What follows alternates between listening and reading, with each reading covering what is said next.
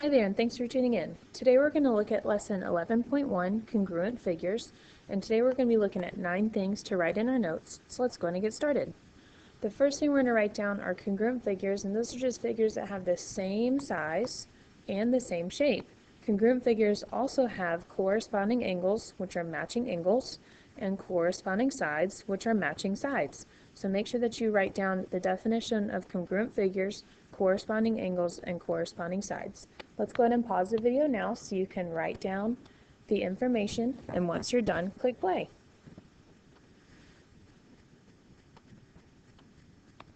So the next few we're just going to try to figure out if they're congruent or not.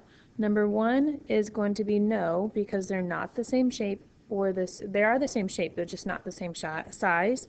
And the same thing for number 2. Now this one is a little bit longer than this one here to the right. Here are 2 that you're going to try, so let's go ahead and pause the video now and tell whether if they're congruent or not congruent, and once you're done, click play to check your work. For number 2, these are not going to be congruent because they're not the same size. For number 3, though, they are congruent, they're just turned around different ways. They are the same shape and the same size. It's kind of hard to see because they are turned around, but they are absolutely congruent. The next part we're going to talk about is whenever you identify congruent figures, and I'm going to show you how to do that first, but you're going to be using this symbol right here. This symbol right here means congruent, okay? Let me draw that a little bit better. So it's an equal sign with a little squiggly on top, okay? That just means that they're not exactly the same. It's not the same exact shape because they have different letters with them, but they are considered to be congruent because they are the same shape and size. Okay, so it's 2 shapes, but they are congruent. So that's why we have that little sign to tell us that. So this is how you would do that. Name the corresponding angles and the corresponding sides. So like angle A is congruent to angle W.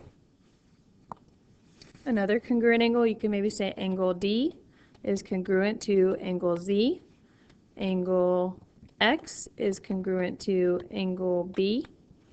And angle C is congruent to angle Y.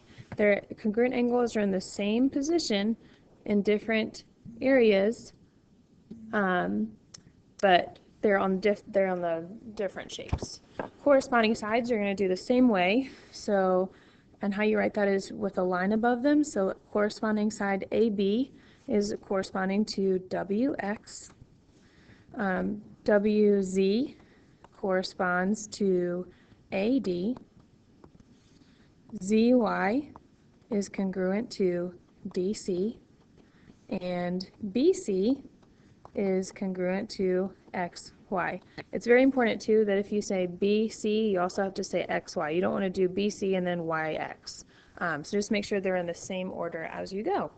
This next page you're going to try, so we're going to go ahead and pause the video here so you can try it. Notice that it is flipped around, so be careful with your corresponding angles and sides, and once you're done, click play. So here are your corresponding angles: J and S, N and T, M and V, L and Q, and K and R. For your corresponding sides, we have MN corresponds to VT, NJ corresponds to TS, JK corresponds to SR, KL corresponds to RQ, and LM corresponds to QV. How did you do? The next part, you're just going to pick which one is congruent to square A. Go ahead and pause the video now, answer number 5, and once you're done, click play. So it looks like square A and square C are congruent. Even though square C is turned to the side, it's still got the 8 measurements there. For number 6, it says what square is congruent to square D. Go ahead and pause the video now, answer your question, and then click play to check your work. Square D is congruent with square B because they are the same measurement, so they're same size and same shape. Number 7, we're going to go ahead and answer a few questions here. You're going to answer part A and part B, and then once you're done, click play. So let's go ahead and pause the video now so you can check, and then once you're done, check your work. All right, so what is the length of side JM? JM is here on this side, and because ABCD and JKLM are congruent, it's going to be the same length as side AD, so that's going to be 10 feet.